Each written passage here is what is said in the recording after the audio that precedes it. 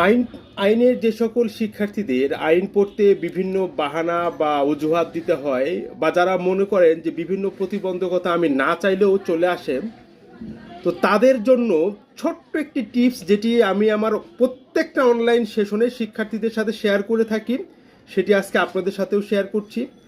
যখনই দেখবেন যে আপনার আইন পড়তে কোনো একটি অজুহাত আসতেছে যেটিকে আপনি রিকভারি করতে পারতেছেন না, তখন যেটি করবেন, আপনার পকেট থেকে সবচেয়ে ছোট যে কাগজের নোটটি থাকবে সেটি ছিঁড়ে ফেলবেন।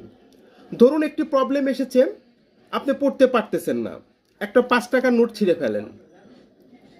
পরের দিন দেখেন আবার সেই সমস্যাটা আসতেছে, 10 টাকার নোট ছিঁড়ে ফেলেন।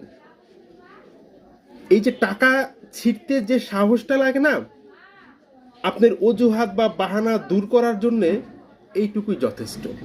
আশা করি বুঝতে পেরেছেন।